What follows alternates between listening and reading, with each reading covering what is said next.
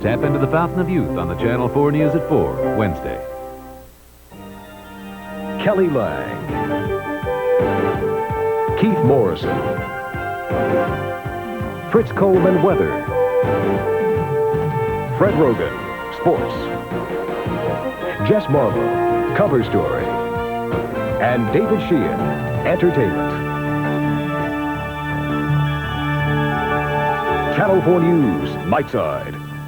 Good evening. Topping the news tonight, police are trying to find whatever clues they can in a gruesome murder discovered today in a quiet San Bernardino neighborhood. And Conan Nolan reports.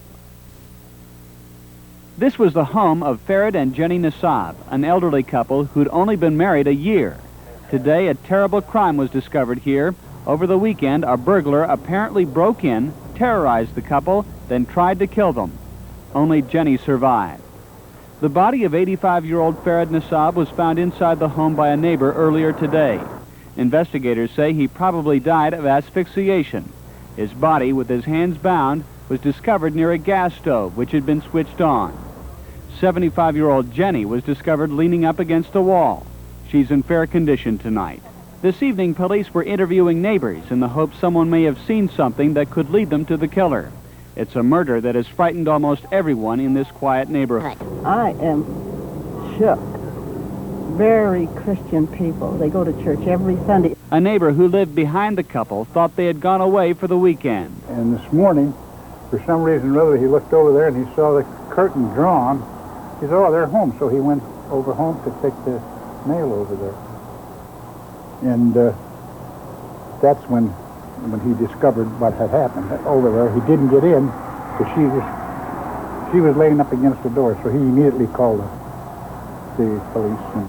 Anyone who may have seen something suspicious or out of the ordinary in the 2800 block of East Street in San Bernardino is asked to contact the police immediately. Conan Nolan, Channel 4 News, San Bernardino.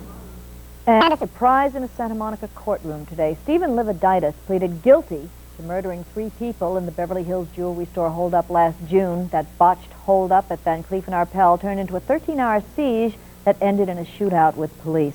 Today's plea means that jurors will hear details about the case, but they won't decide guilt, only punishment. And that could mean the gas chamber for Lividitis. Other news, a 4-month-old baby was killed and 21 others hurt when a van carrying illegal aliens crashed in San Diego today. They were trying to escape the Border Patrol.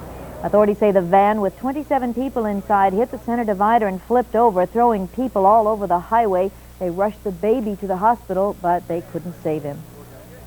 There was word tonight that for the first time, an American volunteer working for the Sandinista government in Nicaragua has been killed, and by U.S.-backed Contra rebels.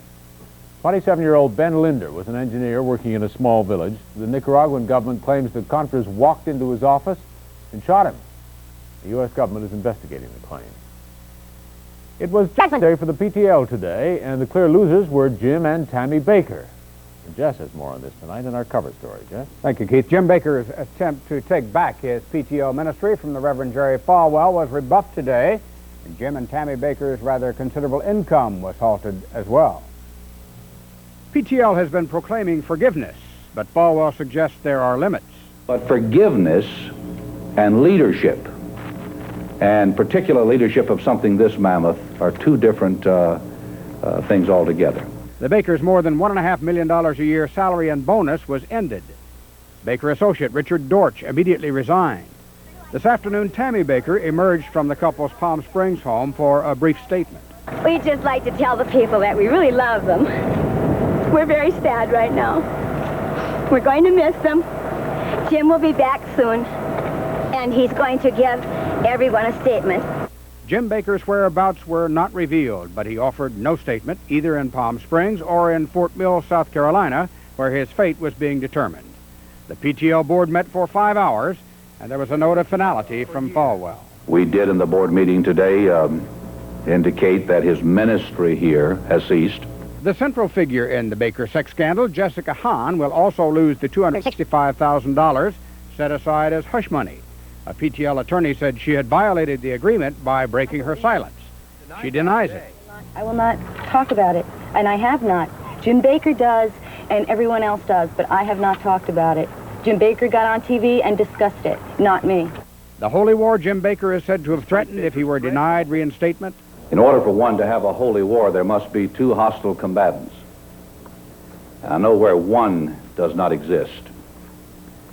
There will be no warfare from our side against anyone. Falwell concedes it is now up to the television viewer supporters of the PTO ministry. Either they continue their support or all they have to do is decide not to, and he said we will attend the funeral together. Thank you, Jess. And another TV evangelist faces a scandal of sorts tonight. Robert Schuller, pastor of Orange County's Crystal Cathedral, was accused by a former employee of lying to his supporters in a 1981 fundraising letter. The letter pictured Schuller in China, but in fact it was printed before he ever left on the trip. Timothy Weissenen worked for Schuller's church at the time the mailer was printed and thinks that supporters have a right to know that the letter was a fake. I see it as an ethical problem that somehow people seem to think that when it comes to fundraising, truth is relative. Schuller has apologized through a spokesman. He acknowledged the letter was prepared prior to the trip to China, but he said he just wanted to share his trip with the congregation. Shelley? And here's news tonight. Exterminators are getting ready to launch a counterattack against the squeaky army that has moved into one of our newest and biggest shopping centers. Phil Schumann reports on the rat patrol at the Beverly Center. Apparently, shoppers aren't the only ones scurrying along the floors of the Beverly Center. According to the county health department, rats have invaded the 8-acre complex.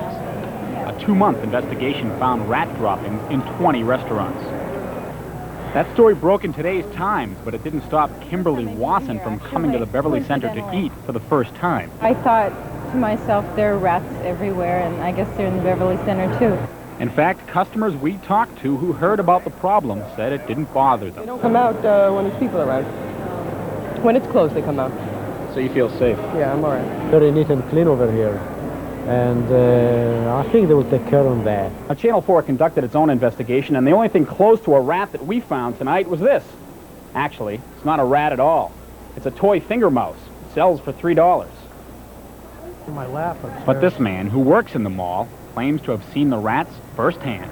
Sitting at the bar, and next thing I know, one ran right across my lap. The county takes this quite seriously. At least 9 restaurants may face criminal prosecution for failing to attack the problem quickly enough. The county also says there is no public health danger. I think that we can assure the public that they can go to any restaurant in the Beverly Center. The mall has signed an emergency contract with a major exterminator. That company promises to eradicate the rats within 2 weeks. Phil Schumann, Channel 4 News. Well, $3 for a finger puppet? Field mouse. Smell a rat, yes. Well, there could be a little drizzle ahead, that's right. Fritz has the forecast coming up. Also, a toy doll that does things no doll has ever done before. And David Sheehan explains his prejudice against a new movie called Extreme Prejudice. Coming up.